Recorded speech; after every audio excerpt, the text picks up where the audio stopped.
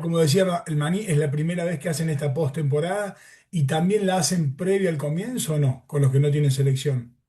Previo al comienzo, nosotros empezamos el 12 y se llegó acá el 5. Así que la primera semana, ya los que van llegando se suman a entrenamiento físico para después el 12 ya estar en condiciones de empezar. Igual en el mes de julio se llevan un trabajo físico a casa porque sí le damos un mes para que puedan volver a estar con su familia.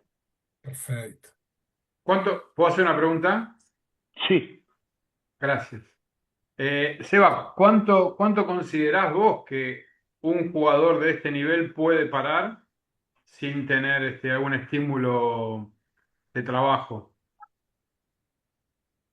Guarda, yo no pararía nunca, personalmente. No pararía nunca. La realidad es que el jugador que va en selección no para y sigue jugando. Obviamente, tener la posibilidad de hacer este periodo donde el focus es, en este caso nuestro, que es sobre la parte física, te da un beneficio. La parte técnica, mucho más diferencia, porque, por ejemplo, yo hablaba ayer con Lorenzetti. Le decía, nosotros tenemos el opuesto titular nuestro que no juega en selección.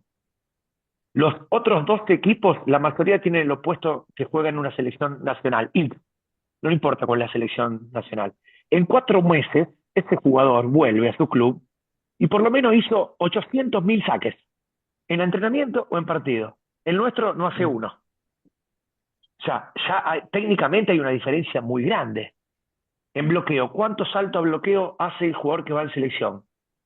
500, 600. El nuestro no hace ninguno. Y la parte física, bueno, ahí es donde podemos sacar un poco de ventaja, porque obviamente el que se tiene que preparar para una liga mundial o se tiene que preparar para, para el mundial, en este caso, que se juega en septiembre, a lo mejor el trabajo físico que hace es diferente a que si está un mes sin tocar la pelota, donde se mete el focus en la parte física, digamos, en este caso, que es lo que estamos haciendo nosotros. ¿Y cuál es el objetivo que perseguís en la parte física en este periodo donde eh, Desarrollo de la fuerza en casi todos. Desarrollo de la fuerza en casi todos, porque, por ejemplo, la problemática grande que vos la viviste seguramente muchas veces, que el jugador que vuelve de la selección nacional entrena una semana y arranca el campeonato. Y digamos, después ya está jugado con los tiempos, no es que tenés mucho para hacer. Nosotros el año pasado, que solamente jugamos campeonato italiano, era perfecto, porque yo entrenaba de lunes a sábado, domingo era el partido. Pero este año que tuvimos 4 competiciones, jugábamos miércoles, domingo, miércoles, domingo, miércoles, domingo. Entonces los tiempos se acortan. El año que viene vamos a tener 5. Ya estuve viendo, por ejemplo, el calendario. Nosotros, desde el 1 de agosto, desde que arranca el campeonato, digamos, desde septiembre en adelante, que son 6 meses y medio, tenemos solamente 5 semanas normales, o sea que no son partidos a mitad de semana, de las cuales dos tenemos que recuperar 2 partidos porque nos vamos al Mundial de Clubes. O sea que en todo el año vamos a tener 3 semanas normales y después jugamos miércoles, domingo, miércoles, domingo, miércoles, domingo. Entonces, digamos, la logística y la programación viene adaptada todo el tiempo. seguro, seguro. Eh, no hago más preguntas. Sergio, Ya estamos, Lean, cuando quieras. Ya tenemos, yo estoy habilité un vivo aquí en el Instagram para llamar a la gente al canal de YouTube y que puedan estar y hacer preguntas. Así que cuando quieras arrancar, que queda grabado igual, así lo empezamos a horario. bueno, espectacular, genial. Habíamos dado ya comienzo, un poco informal, porque nos conectamos. Habíamos hecho un comienzo informal, estábamos hablando. Esto es como las clases que siempre previo a la clase o en el recreo te acercás al profe y te tomás el cafecito y aprovechás para esa preguntita o esa charla que a veces no se da durante la clase. Por eso está tan bueno. Y ahí nos hacíamos algunas preguntas y creo que un poquito resume esta pregunta que le hace Daniel, que quizás es uno de los más experimentados de este grupo y que le pregunta a Seba. Son muy ricas porque es lo que le venimos diciendo, no tenemos un modelo ni una receta, sino que cada uno de nosotros, si bien tenemos una formación similar, tiene su modelo y su receta y que al mismo tiempo tampoco se replica, y ahora le vamos a preguntar justamente eso a Seba, si esa forma que tiene de trabajar en Perugia, por ejemplo, es lo mismo que en Moana. Pero vamos a dar comienzo a la charla de hoy. La idea es, como les dijimos en la presentación, a partir de ahora, todos los miércoles, tener un streaming de la preparación física del voleibol, un espacio en el cual se hable de cuestiones técnicas y de cuestiones anecdóticas y cuestiones que tengan que ver con la experiencia. Hoy tenemos el honor, hoy tenemos el placer de presentar a uno de los nuestros, a un colega, a alguien que está en este momento, como se dice, en el pico de la ola, porque ni más ni menos es el preparador físico del equipo campeón de la Champions League, quizás el torneo, no Pero quizás, hoy el tenemos torneo el placer de de presentar a clubes alguno de los continentales nuestros. más importantes del mundo y se ha consagrado campeón. Ya venía de una temporada impresionante el año pasado, en el cual habían ganado también el Scudetto, habían ganado la Copa Italia, habían ganado el Mundial de Clubes. Si me equivoco, por favor, Seba, corregime, son tantas las competencias y tantas las que ganaron que cierro una. Así que vamos a hacer un recorrido, hoy va a ser un día muy especial. Primero agradecerle a Sebastián por estar presente, saludarlo, y va a ser un día muy especial porque no solamente vamos a hablar de este último hito deportivo tan trascendental como ganar la Champions League, sino también de sus comienzos y del recorrido para llegar ahí. Hola Seba querido, ¿cómo estás? Hola Lea, hola chicos, ¿cómo andan? Un placer grande estar compartiendo este momento con ustedes. Bueno, ¿cómo estás? ¿Estás recuperado después de tantos festejos? Porque bueno, me imagino lo que habrá sido y lo que habrá significado para el club, para la ciudad y lo que es cómo se vive el voleibol en Italia, ¿no es cierto? No, increíble, increíble. Sí, en realidad recuperado no tanto, porque viste cómo somos hechos nosotros. Termina una competición y ya empezamos a pensar en lo que se viene. Así que obviamente nos disfrutamos muchísimo de los días posteriores a este gran logro, que la verdad que es histórico para el club. Y enseguida, el lunes siguiente, ya estábamos trabajando pensando en los objetivos de la nueva temporada. Así que obviamente disfrutando con menos estrés, porque no tenemos competiciones, simplemente estamos haciendo entrenamiento, así que uno también disfruta mucho más de esa tranquilidad y del trabajo que hace todos los días. Perfecto. Antes de pasar a algunas preguntitas que nos van a llegar como con un hilo conductor en ese recorrido que queremos contar de tu carrera, contanos cómo es, porque para que más o menos se imaginen, tenemos muchos profes nuevos, jóvenes, de diferentes latitudes de Latinoamérica que dicen, ¿cómo es? ¿Por qué salió campeón de la Champions? Terminó la Liga Italiana, terminó la Copa de Italia, terminaron todas las competencias y sigue entrenando. Recién fuera de aire nos contabas, contale un poquito al público. ¿Cuál es ese tipo de actividades que se hace en la postemporada, ni bien termina la competencia oficial? Bueno, en realidad no sé si todos los clubes están habituados a hacer este tipo de entrenamientos, pero nuestro entrenador en jefe, Angelo Lorenzetti, muchos de ustedes seguramente lo conocen, del fanatismo y el vóley que hace su estilo de vida. Una propuesta que hizo el club el año pasado cuando llegamos, porque nosotros llegamos acá juntos el año pasado, de proponer hacer un post-season con todos los jugadores que no van en selección nacional y todos los jugadores juveniles del club. Entonces, después de varias reuniones, se decidió que los jugadores del primer equipo que no van en selección nacional hacen un mes, o sea, termina el campeonato, descansan una semana y se quedan un mes en Perugia entrenando solo la parte física. En cambio, los juveniles del club, además de hacer la parte física, hacen entrenamientos con pelota.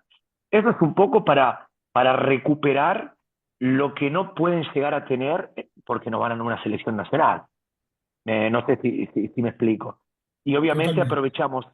aprovechamos este mes que no tenemos competiciones, no tenemos viajes, nada, para trabajar sobre algunas cosas que durante el año, la verdad que se dificulta trabajarlas, porque por ejemplo uno puede ser un excelente a la hora de programar el trabajo físico, en nuestro caso, que es lo que nos compete, de una temporada, pero después se encuentra en la situación que, como nos pasó a nosotros este año, que jugábamos 4 competiciones diferentes y jugábamos, había semanas que entre domingo, miércoles, domingo, miércoles, domingo, éramos 6 partidos en 2 semanas.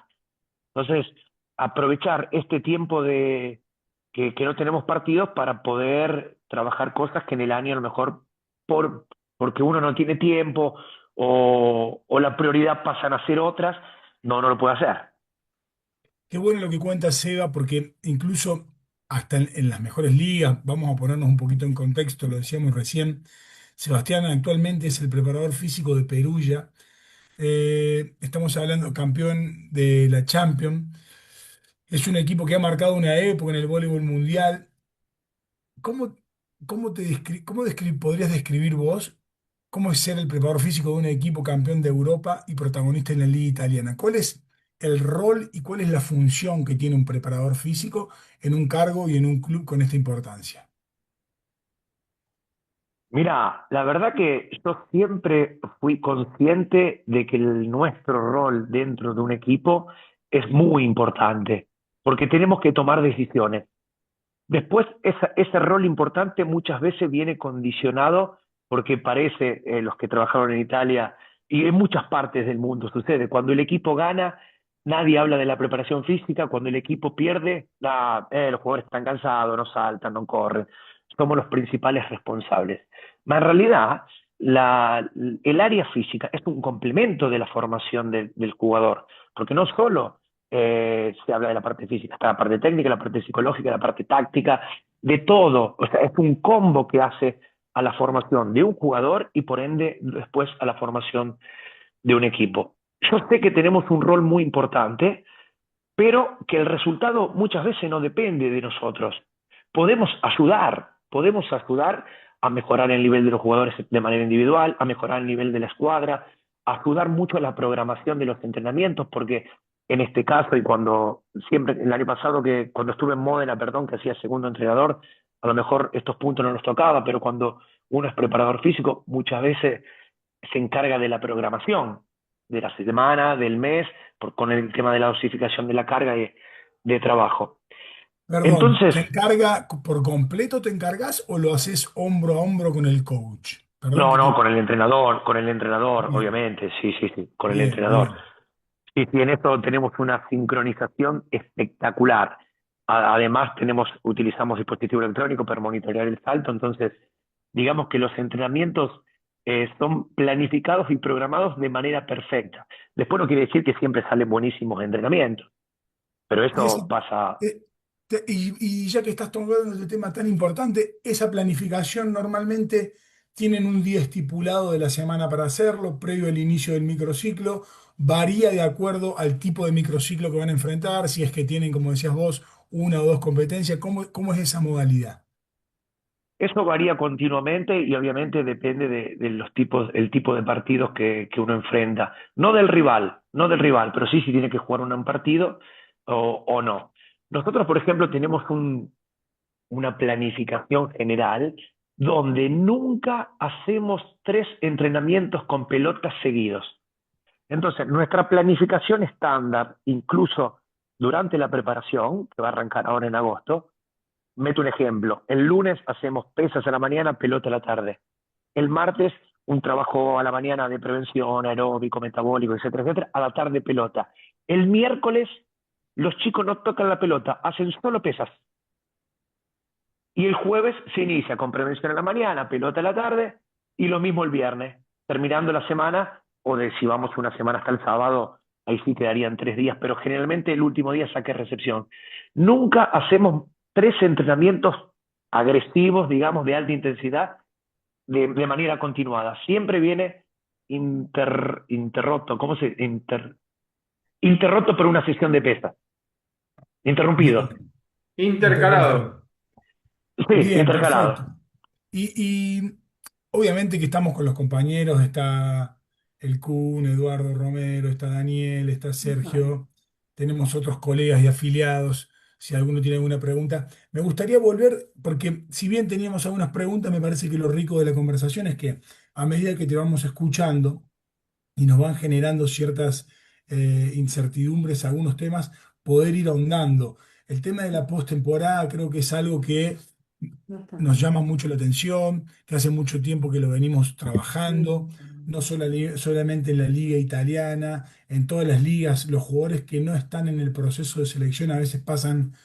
La liga italiana quizás es la que más competencia tiene, o sea que el receso es más corto, pero tenemos jugadores que a veces frenan 4 o 5 meses, y lo decías vos previamente, cómo pierden ese estado de forma. Y uno a veces le plantea a los clubes la posibilidad de comenzar 3 semanas antes, pero esto tiene una logística y un costo operativo muy alto, porque poder arrancar 3 semanas antes es contar con la casa y el alquiler del departamento de todas las personas que tienen que venir, es el club, y no siempre el club, en este caso claramente estamos hablando de un club que eh, busca busca la excelencia como lo buscamos todos, pero dentro de las posibilidades. ¿Cuál fue tu propuesta cuando el coach hace esa propuesta de postemporada? Contanos vos desde el área de la preparación física, que decías que es un área complementaria, ¿cuál era tu pensamiento? ¿Qué pensabas? Y qué pensabas que podías aportar en ese periodo de trabajo? Mira, digamos que yo ya venía acostumbrado a esto, porque Módena lo había hecho durante 4 años. Los que no estaban acostumbrados eran acá en Perugia. Entonces, cuando Lorenzetti hace esta propuesta, un poco es como que los sorprende a todos, porque generalmente también pasa que cuando termina el campeonato hay muchas sociedades que dan de baja los departamentos, como dijo Lea anteriormente. Entonces, tener un mes más a los jugadores entrenando quiere decir un mes más de alquiler, el que tiene contrato con los autos, un mes más de auto, nosotros que tenemos contrato con restaurante para ir a comer, un mes más de comida. Digamos que yo ya estaba acostumbrado a, a ese tipo de propuestas.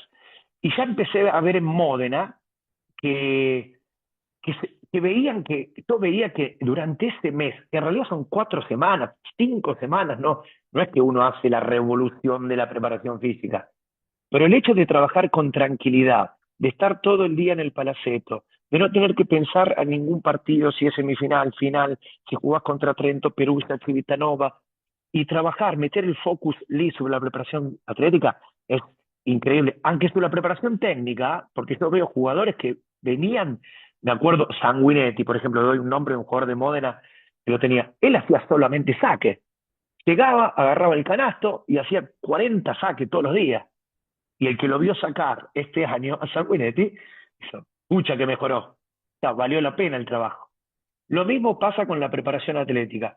Mira, nosotros tenemos, en Italia muchas veces, Maní tiene mucha más experiencia que yo, pero yo por lo que pude ver, muchas veces el inicio de la preparación, generalmente o no se salta, o yo me tocó vivir que no se podía ni siquiera atacar los primeros días, como era que todo de manera muy progresiva. Yo cuando llego a Italia, que llego con Julio Velasco y después de Julio me tocó trabajar como preparador con Lorenzetti, desde el primer día se juega al vóley. O sea, desde el primer día se salta, desde el primer día se hace vóley.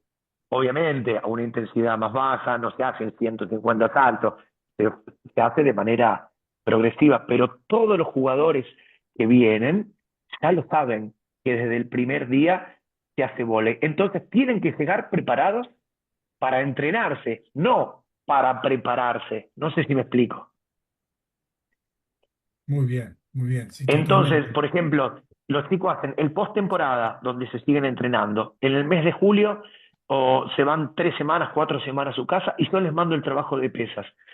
Faltando 20 días para empezar, yo los empiezo a llamar uno por uno y ellos mismos ya me responden. Ya sé, tenemos que empezar a saltar como unos canguros, porque saben que desde el primer día tienen que empezar a saltar.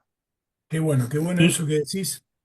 Vos sabés que, como un dato anecdótico, me pasaba lo mismo, lo que vos decís, cuando Daniel, que todos lo conocemos por Maní, por su historia, te preguntaba, igual, cuando te preguntó la importancia del receso, del periodo transitorio, vos lo comparaste no desde los niveles de fuerza, sino directamente desde lo específico del voleibol. Decías, un jugador que juega la BNL va a saltar, va a atacar, va bla, bla, mucho más del que no lo hace.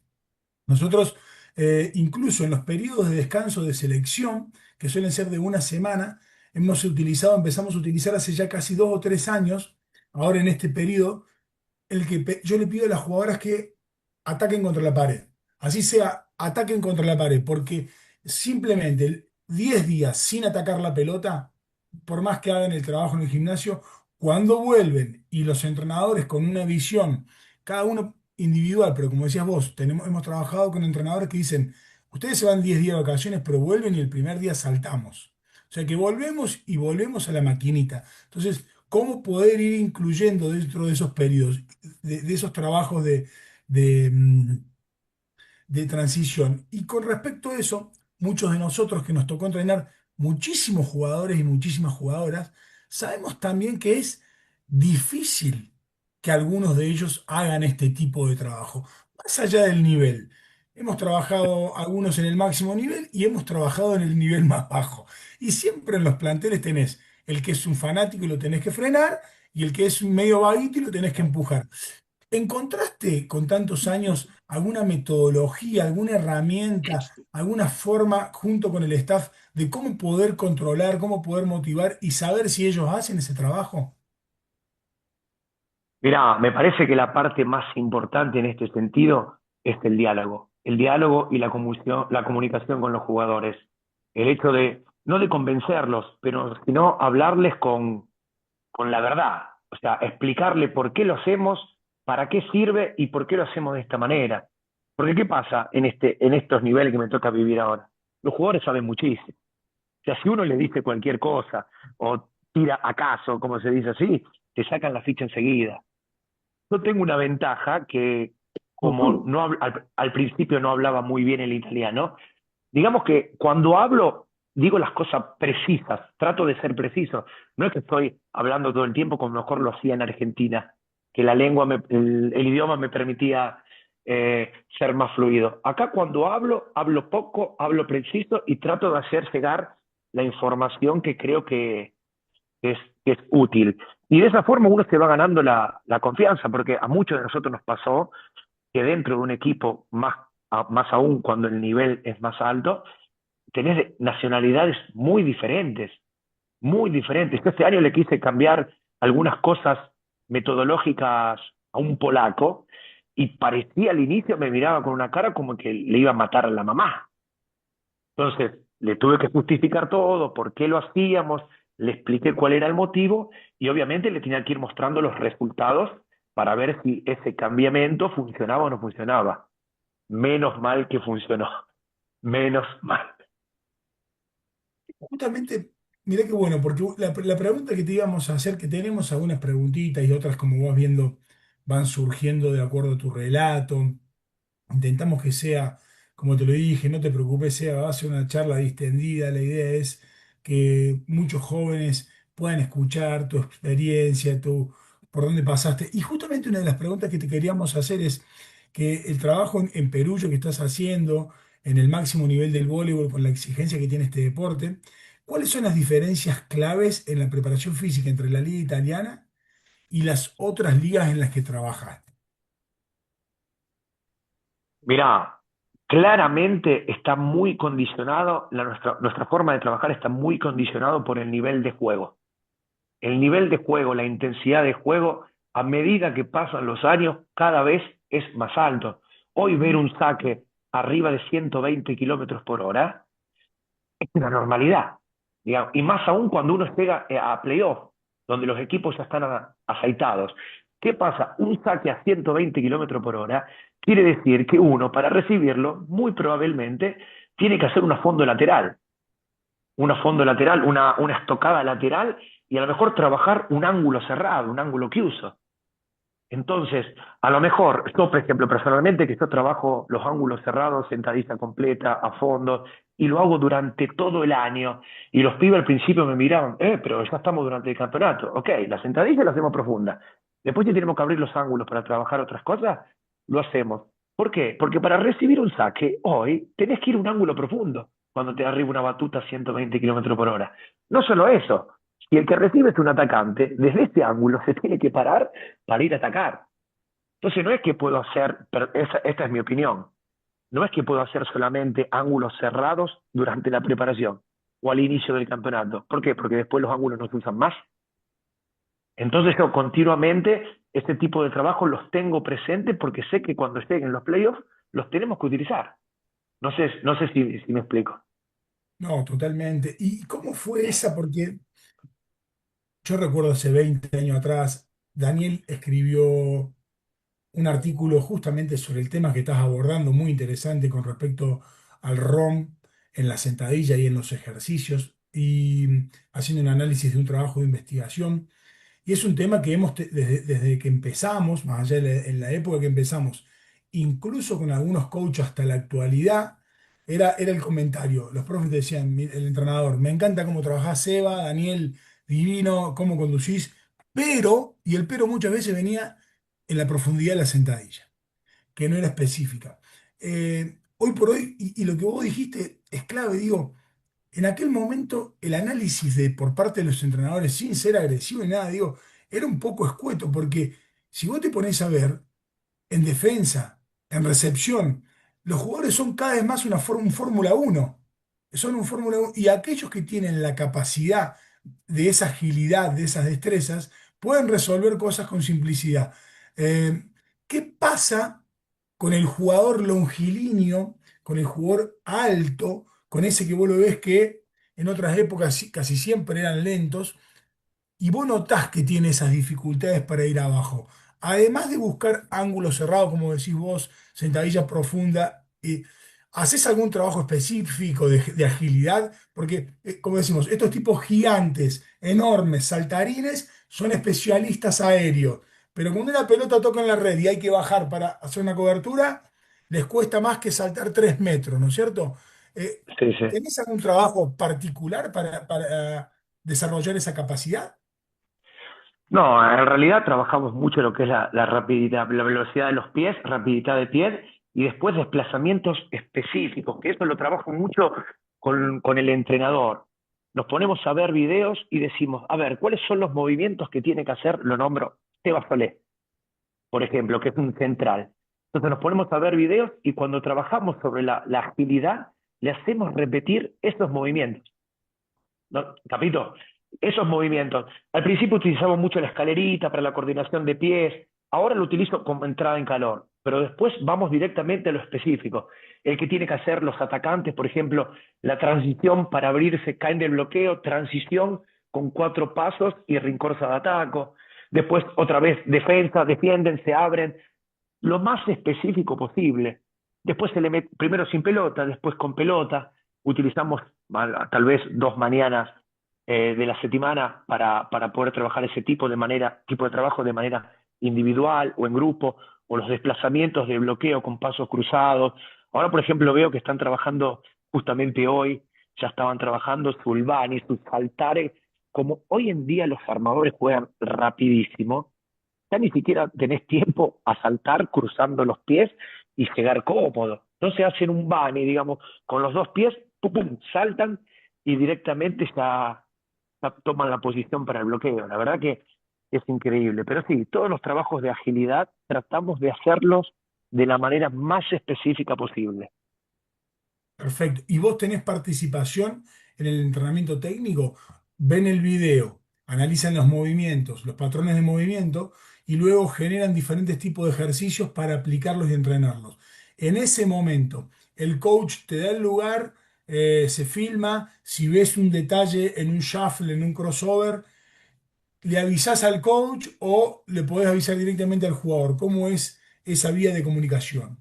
No, yo con el jugador, digamos, durante el entrenamiento casi no hablo. O sea, termino la entrada en calor y este año, desde el año pasado, mi función, me pongo en el fondo del campo para monitorear la velocidad de los saques.